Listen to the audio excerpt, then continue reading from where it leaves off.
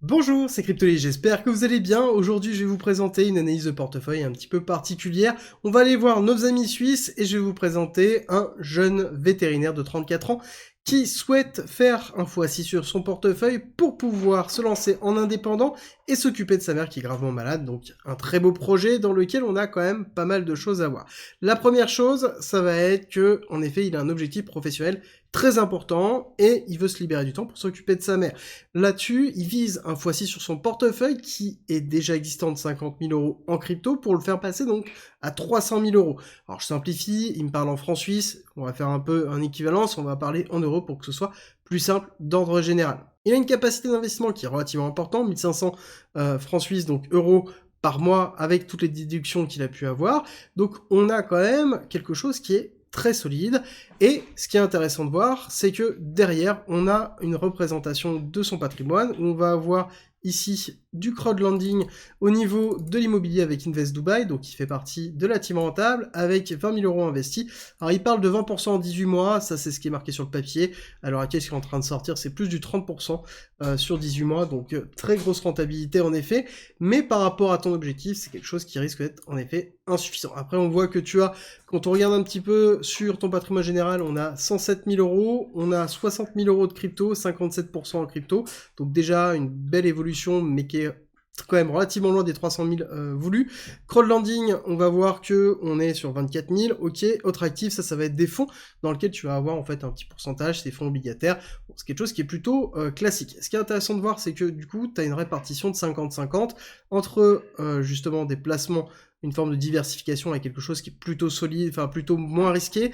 On va avoir quelque chose qui est un petit peu plus risqué, mais avec des rendements qui sont relativement solides sur de l'immobilier, avec une structure Green Bull qui est quand même très très solide, qui a fait ses preuves. Et à côté, on va avoir les cryptos avec 57%, 60 000 euros. Ok, comment c'est réparti tes cryptos? On va voir que tu as quand même beaucoup de Bitcoin, hein, on voit 12 000 euros de Bitcoin, Ethereum quasiment 10 000, Atom en sous-performance, donc t'as quasiment pas fait de profit, mais c'est tout à fait normal. On voit que tu as un petit peu de liquidité, mais relativement faible. AV, The Graph, ok, Theta, Chainlink, on voit que tu as fait quelques petites performances à droite à gauche. Chainlink, Centrifuge, on va voir Covalent, on va avoir après des petites choses du genre Track, SQL, Unibot, Uni, ouais, après on a un petit peu de RWA avec RSR, on va voir Clore, on va voir DYDX, et après un petit peu des choses, ah oui d'accord, on a un petit peu de Tao avec du Osmo ici, ok, on a un petit peu de Dodge, t'as quand même beaucoup de crypto, et ce qui est intéressant c'est que tu veux un x6, et que actuellement tu as quand même facilement 30% du portefeuille qui est en Bitcoin et en Ethereum. Donc des choses, alors Ethereum n'a pas encore performé, mais Bitcoin a quand même bien performé sur la première phase. Donc c'est intéressant de voir la réparation qu'on va avoir. Donc si l'objectif c'est de chercher 300K, avec le portefeuille actuel, ça risque d'être relativement compliqué, à gérer, et 2, à faire des rotations, parce que tout simplement, ici on a quand même beaucoup de cryptos, et certaines qui ont déjà performé, dans lesquelles il n'y a pas forcément eu de prise de profit, et je pense qu'il va falloir se restructurer un petit peu. Si on retourne un petit peu dans tes objectifs au niveau du wallet, tu nous dis qu'en effet tu as trop de crypto, tu voudrais un maximum 15, c'est très très bien, et il faudrait 2 tokens solides par narratif. Ah d'accord, tu vas aller chercher plusieurs narratifs, beaucoup IA, Depin, RWA, L2, Oracle, Lending, Borrowing, Dex, Gaming, en effet, ça peut être intéressant de pouvoir gérer ça, et tu ne sais pas comment faire et où gérer des profits. Alors, on va regarder assez rapidement, tu vas voir que c'est assez facile de structurer ça. Tu nous dis que tu n'es pas exposé à l'environnement Solana et que tu voudrais, en effet, et après tu nous parles de 2 gros projets avec Ionet, un GPU dont je vous ai parlé, tourné autour de l'intelligence artificielle qui n'est pas encore lancé et qui risque d'être relativement impressionnant, et ça va être, je pense, un des actifs qui va être très intéressant, et qu'en effet, tu n'as pas assez de capital à l'heure actuelle. On voit que tu as, si je dis pas de bêtises, 4200 USDT, et après tu peux rajouter 1500 par mois, mais ça reste relativement faible par rapport à l'état général de ton portefeuille. Alors, ce qui serait intéressant déjà de base, c'est de cut, en fait, de recentrer une grosse partie de tes cryptos et surtout de les structurer de façon à aller vers ces narratifs-là. D'accord? Si tu dis 2 cryptos de base, ça veut dire que déjà, tu dois te structurer autrement. Donc là, on voit que tu as par exemple sur les oracles, tu vas avoir Chainlink et Covalent, où tu as déjà une prise de position qui est effectuée. Moi, je me centrerai peut-être autrement sur ce type de choses-là. J'irai chercher pas autant de narratifs, j'irai chercher 4 narratifs J'irai chercher le narratif classique qui est le layer 1, parce que c'est quelque chose qui draine tout le temps de la liquidité quoi qu'il arrive. Peut-être layer 2 aussi, d'accord, faire un mix des deux. Et ensuite, j'irai chercher du RWA et de l'IA, et voire du DePIN. Allez, maximum 5 narratifs pour pouvoir tourner et avoir en fait ces cycles de liquidité. On voit que l'intelligence artificielle a déjà bien progressé, et pour moi, tu es peut-être sous-exposé de ce côté-là. C'est-à-dire que oui, tu as du BitTensor, mais il n'y a pas que BitTensor, et on peut avoir d'autres projets qui peuvent prendre le dessus. Je t'invite à regarder les différents tops qu'on a pu déjà faire de ce côté-là. Donc, pour moi, ce serait déjà de diminuer le nombre de cryptos et de se poser réellement la question de la part que tu as sur Ethereum et sur Bitcoin, et surtout principalement sur Bitcoin, au vu des performances qu'on a déjà eues et au vu des performances que tu veux avoir.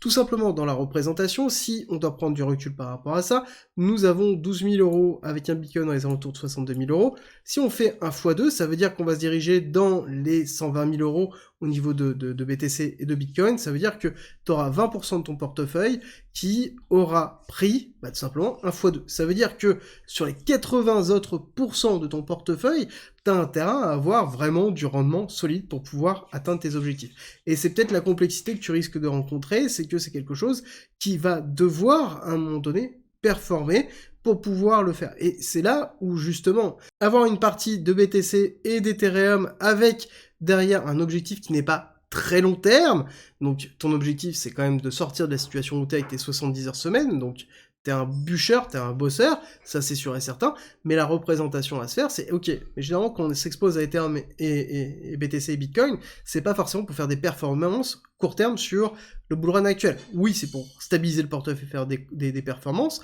mais c'est quelque chose qu'on va avoir tendance à garder partiellement, voire même grandement, de cycle en cycle, d'accord?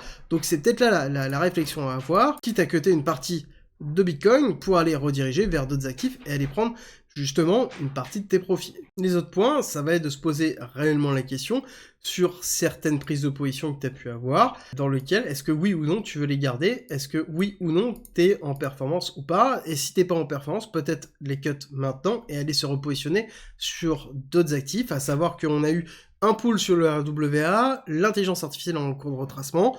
Peut-être qu'il y a un coup à jouer de ce côté-là, à se restructurer dessus et d'avoir une vision un peu plus globale de cette façon. Encore une fois, on a toujours tendance à vouloir aller sur toutes les cryptos, alors qu'il est parfois intéressant d'aller chercher peut-être 2-3 cryptos par narratif. On va en prendre une qui est leader du narratif et 2 qui sont moins leaders, dans lequel on va avoir peut-être des moyennes market cap, où on peut avoir de la marge de progression et justement du rendement. Donc on en a une qui va nous donner l'impulsion, où on va avoir la stabilisation, et 2 autres qui vont nous donner le rendement structurel sur le narratif. Et une fois que ce narratif est fini, en tout cas qu'on a une pause au niveau du narratif, on prend des profits et on va renforcer peut-être un narratif suivant, comme par exemple on a pu le faire avec l'intelligence artificielle, passer l'intelligence artificielle vers le RWA, et la prise de profit sur le RWA pour se rediriger vers le prochain narratif, et ainsi de suite, justement restructurer et évoluer. C'est peut-être la meilleure façon de faire à l'heure actuelle par rapport à la typologie de portefeuille et à l'objectif qui est proposé dans ce portefeuille-là, où c'est justement de faire 1 x 6 sur globalement la fin du bull run. Donc c'est-à-dire limiter vraiment le bag restant pour pouvoir monter une entreprise indépendante. J'espère que cette vidéo vous a plu. Si c'est le cas, n'oubliez pas de liker, de partager et de vous abonner si c'est pas déjà fait. Et on se retrouve très vite pour une nouvelle vidéo.